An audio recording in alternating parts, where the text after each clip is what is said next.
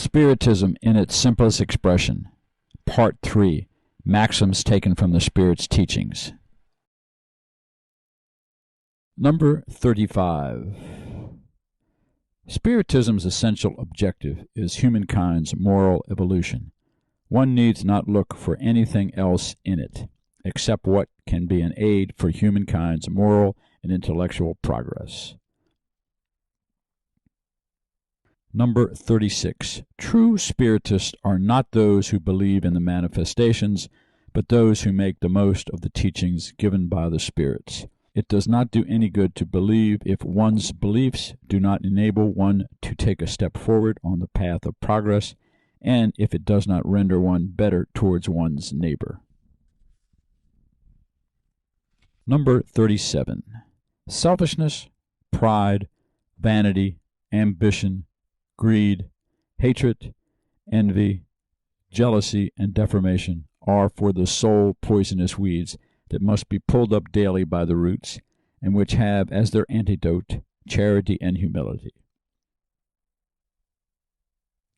Belief in Spiritism does no good unless one can say, "I am a better person today than I was yesterday." Number 39. The importance people assign to their material assets is in inverse proportion to their faith in the spirit life. It is their doubts regarding the future that leads them to look for happiness in this world by satisfying their passions, even at the cost of their neighbor. Number 40. Earth's afflictions are the soul's remedies. They save it for the future, just as a painful surgical operation saves the life of a patient and returns him or her to health. This is why Christ said, "Blessed are the afflicted, for they shall be comforted." Number 41. During your afflictions, look beneath you and not above. That is, think about those who are suffering more than you. Number 42. Despair is natural for those who believe that everything ends with the life of the body. Despair does not make sense for those who have faith in the future. Number 43. People are frequently the artisans of their own misfortune in this world. Let them go back to the source of their misfortunes, and they will see that, for the most part, they are the result of their own lack of foresight, pride, or greed, and consequently their infraction of God's law. Number 44. Prayer is an act of worship. Praying to God is thinking about Him. It is drawing near to Him and putting oneself in communion with Him. Number 45. Those who pray fervently and trustingly are stronger against the temptations of evil, and God sends good spirits to help them. It is an aid that is never refused when asked for sincerely.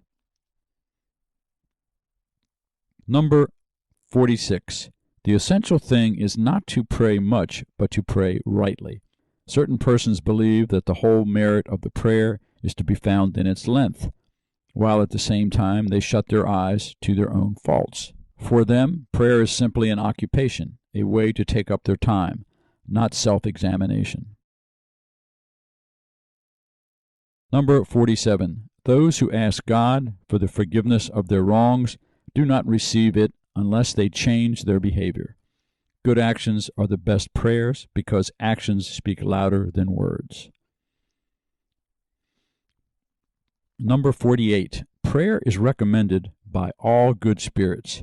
Moreover, it is requested by all imperfect spirits as a means of relieving their suffering. Number 49. Prayer cannot change the decrees of providence, but when suffering spirits see that someone has shown some interest in them by means of prayer, they feel less forsaken and are less unhappy. Prayer lifts their courage, incites in them the desire to uplift themselves through repentance and reparation, and can deter them from bad thoughts. In this way, prayer can not only relieve their suffering, but also shorten them. Number 50.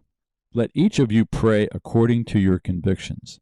and in the way you believe is most appropriate, because form means nothing. The thought is everything. What is essential is sincerity and purity of intent.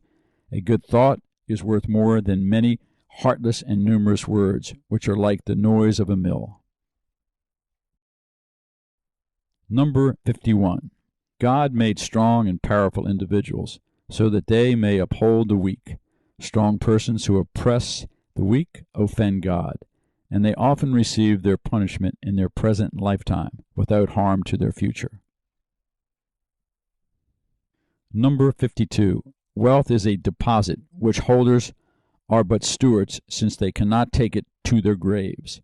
They will render a strict account for the use they made of it. Number 53. Wealth is a more difficult trial than poverty, because the former is a temptation to abuse and excess, and because it is harder to be moderate than to be resigned. Number 54. Ambitious persons who succeed and wealthy persons who revel in material pleasures are more to be pitied than envied, for there will be consequences. By means of the terrifying examples of those who used to live and who have come to reveal their fate, Spiritism demonstrates the truth of what Christ said. Whoever exalts himself shall be brought low, and whoever lowers himself shall be exalted.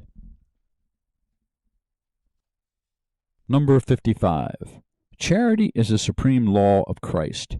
Love one another, love your neighbor as yourselves, forgive your enemies, do not do unto others what you would not like for them to do unto you. All this may be summed up in the word charity. Number 56. Charity does not consist only in almsgiving, for there is charity in thoughts, words, and deeds. Those who are charitable in thought are tolerant towards the faults of their neighbor. Those who are charitable in words say nothing that might harm their neighbor. Those who are charitable in deeds assist their neighbor to the best of their ability. Number 57. Poor individuals who share their piece of bread with someone even poorer are more charitable and have more merit in God's eyes than those who give of their surplus without depriving themselves of anything. Number 58. Those that nourish sentiments of animosity, hatred, jealousy, and rancor towards their neighbor are not charitable. They lie if they call themselves Christian, and they offend God. Number 59. You of all social classes, all religious sects, all skin color, are all brothers and sisters, because God calls all of you to him. Therefore reach out your hand to one another, whatever your manner of worshiping him may be, and do not anathematize one another, because it is a violation of the law of charity proclaimed by Christ. Number 60. With selfishness, people are in a constant struggle with one another. With charity, they will be at peace. Only by basing their institutions on charity can they be assured of happiness in this world. According to Christ's words, only charity can assure their future happiness, for it implicitly entails all the virtues that can lead them to perfection. By means of true charity, such as the kind taught and practiced by Christ, there will be no more selfishness, pride, hatred, jealousy, or deformation. There will be no more disorderly attachment to worldly assets. This is why Christian Spiritism holds to the maxim, without charity there is no salvation. Disbelievers, you can laugh at spirits and you can deride those who believe in their manifestations.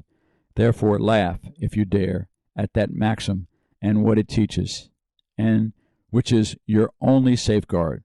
For if charity disappeared from the face of the earth, people would tear each other apart, and perhaps you would be among the first victims. The time is not far off in which that maxim, proclaimed openly in the name of the spirits, will be a guarantee and an entitlement of trust for all those who carry it engraved on their hearts. One spirit said, "They laughed at the turning tables. They will never laugh at the philosophy and morality that have sprung from them." In fact, after only a few years, we have come a long way from those initial phenomena, which served for an instant as a distraction for the idle and curious. You will say this morality is antiquated. The spirits should have enough creativity to provide us with something new, a witty sentence more than a criticism. So much the better. If it is antiquated, that shows that it is timeless, and people are all the more blameworthy for not having practiced it, because there are no real truths unless they are eternal. Spiritism has come to recall them, not by means of an isolated revelation made to one person alone, but by means of the voices of the spirits themselves, who, like the final trumpet, have come to proclaim to you, believe that those whom you call dead are more alive than you are, because they see what you cannot see and they hear what you cannot hear. You can identify in those who have come to speak to you, your relative, friends, and all those whom you loved while they were on the earth, and whom you thought you had lost forever. Unfortunate are they who believe everything ends with the body, for they will be cruelly disappointed. Unfortunate are they who have lacked charity, for they will suffer what they have caused others to suffer. Listen to the voices of those who are suffering, and who have come to tell you, we are suffering because we failed to recognize God's power and doubted His infinite mercy. We are suffering because of our pride, our selfishness, our greed, and all the harmful passions we failed to repress. We are suffering all the ills we caused our neighbors to suffer because we forgot charity. Disbelievers, tell me whether or not a doctrine that teaches such things is laughable, whether it is good or bad. Looking at it only from the social order point of view, tell me whether or not those who were to practice it would be happy or unhappy, better or worse.